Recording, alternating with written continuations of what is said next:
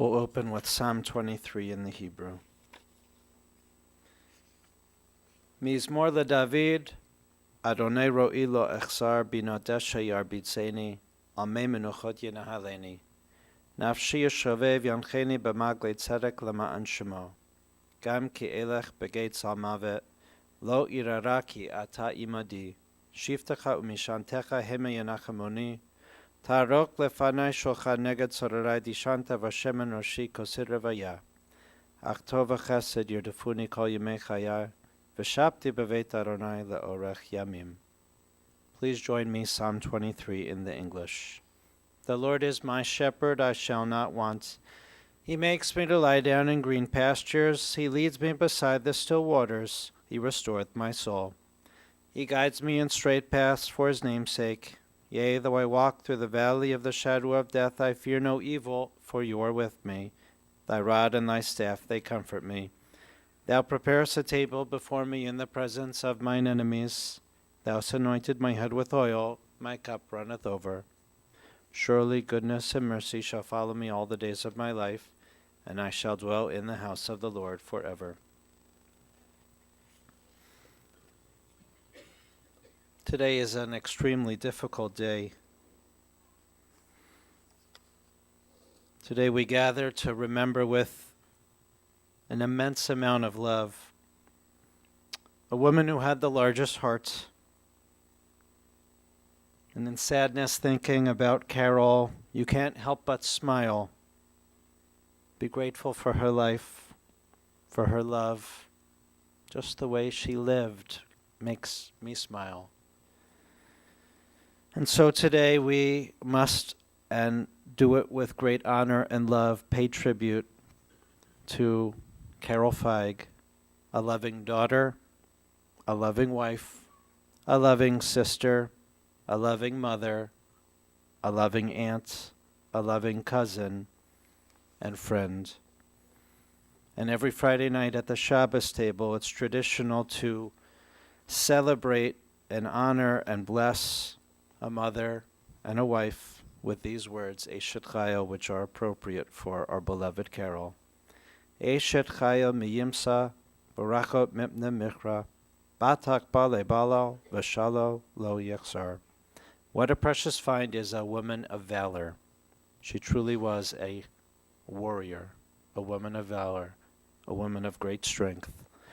Her worth is far beyond rubies. Her husband puts his confidence in her and lacks no good thing. She's good to him, never bad, all the days of her life. She opens up her hand to the needy. She extends her hand to the poor. She's clothed with strength and splendor. She looks to the future cheerfully. She opens her mouth with wisdom. Her tongue is guided by kindness. She oversees the activities of her household. She never eats the bread of idleness. Her children come forward and bless her. Her husband praises her, saying, many women have done superbly, but you surpass them all. Charm is deceitful and beauty vain. A God-fearing woman is much to be praised. Extol her for the fruit of her hand, and whenever people gather, her deeds shall speak her praise. Every single year we read the Torah. We rejoice at its end on Simchas Torah, even though the final section details the death of our leader, Moses. Upon its completion, we are required to joyously return to its beginning, start reading the Torah from its opening once again. Judaism teaches that our lives are like a book. Our actions and words are always remembered. This weekend, as the Jewish holidays came to a close with Simchas Torah, the last portion of the Torah read, our beloved Carol left this world, too young, at the age of 63, with so much left to complete. But yet she accomplished so much, gave us all so much. Along with Joey raising these two incredible young men, celebrating at a wedding which added a daughter to the family, sharing so much kindness and joy with so many of us. The rabbis imagined Moses crying while writing the final chapters of the Torah, telling of his death. And so it is for us today. Though Carol's book is sealed with our tears, we must rejoice, for we now have the opportunity to share her book from the beginning. A life story filled with generosity and love. The most unselfish person you could meet. Always filled with sheer optimism, Carol's cup was always more than half full. It was overflowing. Small but mighty, Carol was strong and tough. A sweet and good kind of toughness. Amazing resilience, inner strength, bravely fighting for all of you, fighting her cancer for more than 7 years, not letting it define her. You called it the best kept secret in Jewish Cleveland. Years and years of chemo, at minimum every 2 weeks. Those chemo mornings, Carol would wake up and sing. Oh, what a beautiful morning. You know how Carol would sing. And at the chemo room, she would entertain each of the other patients there, care about them, talk with them, taking a great interest in them. For you know, Carol never complained. She simply said, don't worry about me. I'm fine. Take care of yourselves and have fun. Or Joey, go out and golf. Carol always looked out for those she loved, and even those she just met. She was fun and funny. Carol is now at peace, rejoining those beloved family members and friends who have gone to heaven, including her father, Sidney Franklin, her brother Alan of blessed memory. Carol leaves behind many in mourning, her life partner and best friend, Joey, her husband of 34 years, the pride and joy of her life, her 2 sons, Adam and Michael, her daughter-in-law, who quickly became her daughter-in-love, Lauren, her mother, Bee, her sister, Linda and Charles, sister-in-law, Gail, sister-in-law, Linda, and brother-in-law, Gary, and cherished nieces and nephews, Carrie and Pete, Paul and Andrea, Danielle and Ashley. At this point, I'm going to call forward Carol's son, Michael, to share some words.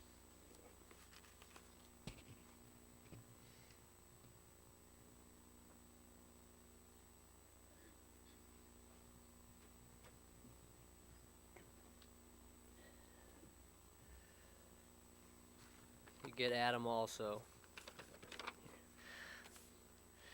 In the past few days, we've all noticed a common theme from so many, both friends and family, those that knew Mom and those that didn't. We've heard so many words that describe her, and I think that everyone here will agree it's tough to pinpoint just a few. But over the past few days, some of the recurring themes and words, phrases that have come up about our mom: funny, strong, loving, energetic, kind, generous, welcoming, supportive, selfless, and incredible. She always put a smile on people's faces and genuinely excited to hear about their lives. As the rabbi said, these past 7.5 years have shown the true essence of her character, going through what she did without a complaint and only few people knowing. But that was the way she wanted it. She didn't want people to worry about her and be burdened by her. I can go on and on, as Carol often did. But if she could leave us with one thing, she would want us all to know that we have to continue on with a positive outlook, optimism on life, and a zest for life, and continue with the big smile on her face that she always had.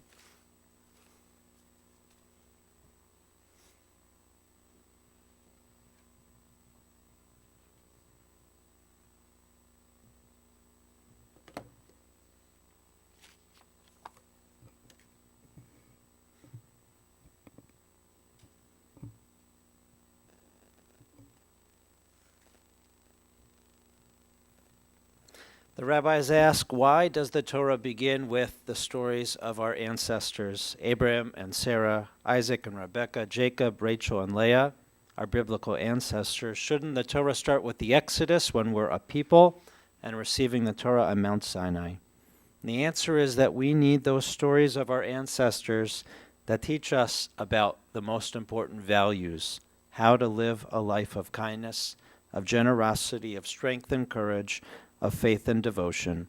And Carol has most certainly done that for us. As the boys said, she had a zest for life, so much energy that she could outrun the Energizer Bunny.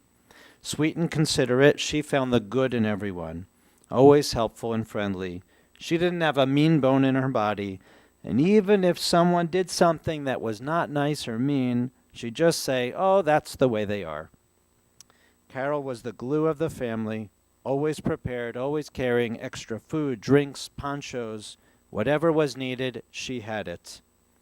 She would leave you long voicemails, and when the answering machine would beep and cut her off, she'd call back and leave another message, and leave another message, and then she'd end it and say, "Bye, it's Carol," as if you didn't know.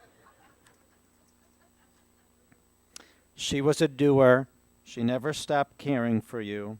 If you went out of town, you returned home, but to a stocked fridge. She'd somehow get in the house, put in some fresh milk, bread, and all the essentials. She loved doting on you. A devoted daughter, Carol took care of her mom, Bea, always with dignity and devotion. She was the baby of the family. As her older sister Linda told me, Carol got away with everything. She could stay out late past curfew, not like Linda and Alan. The girls had bedrooms upstairs next to each other. Linda remembers that Carol had a hard time waking up every morning. She'd set 1, 2, 3 alarm clocks. She'd just sleep right through them, and Linda would have to get up and wake her, being the human alarm clock. You told me about those family trips growing up, car rides out west, horseback riding, going to the Catskills, sitting in the back seat together, playing games and singing songs. When Carol was young, the family moved to Lyman Circle in Shaker with that house with the pool. Carol graduated from Shaker High School, went on to get her bachelor's degree and then a master's in early childhood education. Carol loved children, always had taught first grade in Shaker school system, preschool at Park Synagogue, and at B'nai Yeshurun she often helped lead the family Passover programs for our preschool students. So how did this amazing, loving couple, Carol and Joe, come to be? They were set up by Joey's sister Linda. Linda called it a blind date fix-up. You see, Joey and Linda's parents were out of town, so Linda decided to throw a party. She had just met Carol previously, and Linda thought to herself, she's so nice, and thought she'd be perfect for Joey. So Linda invited Carol over to the party. But you see, Joey was dating someone else at the time, not someone that Linda was not so fond of. So she arranged it so it just so happened that she couldn't go to the party, but Carol could. Well, guess what? Joey and Carol hit it off, and as they say, the rest is history. A few weeks later, Joey met Sydney and Bea. They invited him out to brunch with Carol, and Joey remembers Sydney pulling him aside and asking him, "Young man, what are your intentions with my daughter?" And then he gave you a big smile. You were married on May 1st, 1983 at Park Synagogue. Joey, you told me that Carol made us all better. She taught us how to be better people. You and Carol had an incredible relationship. You truly understood each other. You complimented and completed each other. You laughed together. You cried together. But more often than not, you laughed together. I know it. I've seen it. Carol also loved your parents, Joey. When they'd go down to Florida, she'd be the one that would go in and vacuum and dust their home so it would always be spotless, awaiting their return. But as we all know, Carol really lived for her boys. She did everything for them. She loved you immensely. She was your biggest cheerleader. She quelled with your achievements, your success, and accomplishments. Stories are told how when you were little, if you'd forget your lunch at home, Mom would go to Agnon and tiptoe into your classroom, as only you could imagine Carol doing that. She would quietly hand you your lunch and also give you orange juice and a muffin in case you were hungry at that moment. Adam and Michael told me as a mom it was always about us enjoying life. Friends would come to our house because she was the cool mom. She would talk with all your friends and put out the best snacks. Your classroom birthday celebrations were the most anticipated days of the year because Mom would walk in with these huge boxes of Laksa Mandel big Chinese cookies. It was always the hit. For Carol, the family was ever expanding. She'd sign her cards with more and more family names. First just Joey and Carol, and then Adam and Michael and Lauren and Hank the dog and Crazy the turtle, and it goes on and on and on and on. You see, when Carol met Lauren for the first time at OU Mom's Weekend, Michael took you to a bar to meet each other, but Carol introduced herself as Michael's mommy. Lauren, you told me that Carol was the best. She welcomed you immediately, always took such great care of you, and Hank the dog. She'd always leave goodies for you in your milk chute, strawberries, cookies, bread, always thinking about you.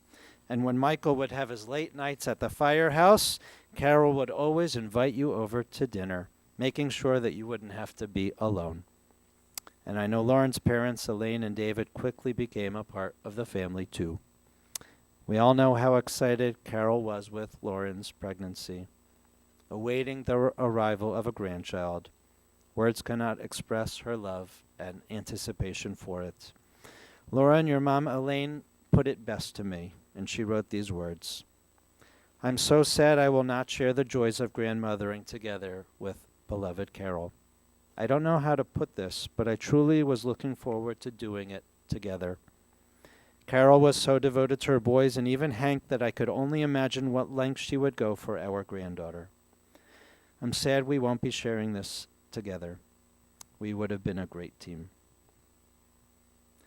Always helpful, Carol volunteered at our shul, at B'nai Yeshurun regularly, working the phones and the front desk, a friendly and welcoming face, a helpful guide. Whenever she came into the office, she'd always stay well past her volunteer shift. She'd make her rounds around the office, asking if anyone needed extra help on a project or an assignment, no matter how difficult or menial it was. We always appreciated Carol's gift of her time, her love and talents that she gave to all of us. Carol was a great cook. She was hands down the best chicken soup matzah ball maker there ever was. And there were pretty good ones that told me that. Her brisket was out of this world. Her Passover brownies fabulous. Stuffed peppers delicious. A great host. The house was always full for the holidays. She didn't grow up with a kosher home, but she gladly kept one for Joey and the boys. She loved the color green, always so youthful and jovial. She had the best handwriting. She calligraphed all the place cards for Michael and Lauren's wedding. She loved Post-it notes, the tiny ones. You would wake up in the morning and she'd put one by your bed and leave a trail of Post-it notes, each one saying, look at the note on the kitchen table. Look at the note at the kitchen. She just kept putting Post-it notes all along the way, always reminding you to look at whatever note she wrote for you, either on the back door or the kitchen table, as if you wouldn't see it anyway. Carol loved to travel. Car rides with Joey, even just walking around the block with Joey, walking in the metro parks, going snowshoeing, traveling to Colorado as a family in the summer and the winter, going to the islands, that special family mission to Israel with FIDF with the boys, riding the Orient Express with Joey, and that very special side trip to Paris. Carol loved learning and helping. She wasn't flashy, she was unassuming, powerful in her own way, a Wonder Woman. She remained friends with her BBG girlfriends all throughout the years. She was active in our sisterhood, FIDF, Jewish Federation as a Lion of Judah, taking classes at the Jewish Learning Collection with Rabbi Nissenbaum, and also at B'nai Yeshurun for many years. Carol never gave up. She was brave, she was tough, a fighter till the end. She always wanted people to be upbeat and happy. She loved life, she wanted to do more, she had more to do. She was extremely proud of her boys. She wanted to be there for the next chapters in your life, and most especially that baby. She wanted to be a grandma. She wanted to hold out as long as she could to be a grandma. Joey, you laughed together for 34 years, and you wanted more too. I know that. And you've taken care of your beloved Carol for all these years, very quietly. She was blessed. She had the family so close. You were all there for her all the time, rallying around her, showing her extreme devotion and care. She knew how much you loved her, and you know how much she loved you. Her last night, this Saturday night, Carol rallied. Joey, Adam, Michael, and Lauren, you were home. You ate dinner as a family at the table, something she hadn't been able to do for a while. You pulled out old family albums and movies and reminisced together. And then when she finished getting ready for bed in the bathroom, she announced in her Carol way, "I'm ready." And you all tucked her in to her bed. You each said goodnight and kissed her, and then Carol went to sleep, surrounded by you. And in the morning, she was gone. She passed quietly. She wasn't suffering anymore, filled with all the love, surrounded by all of you, the ones that meant the most to her. We can rejoice in Carol's good name, her love, her smile, her spirit, and her life.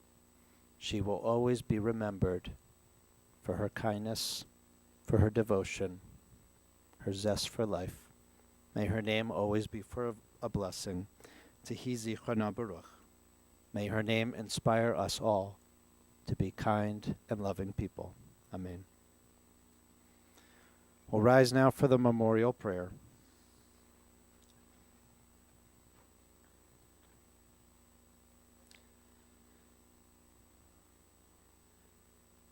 El mare rachamim shochen bamromim hamatzemenu kanechona takat kanfei hashechina b'malot kroshim utorim kezora kiamasirim et nishmat chaya bat shimon ubracha shachal olama Began Eden temenukata, Anna barakhamim, Hasire besetek nefakli olamim, Utzer butzer chaim nishmata, Adonai unachalata, Betanok beshalom amishkava,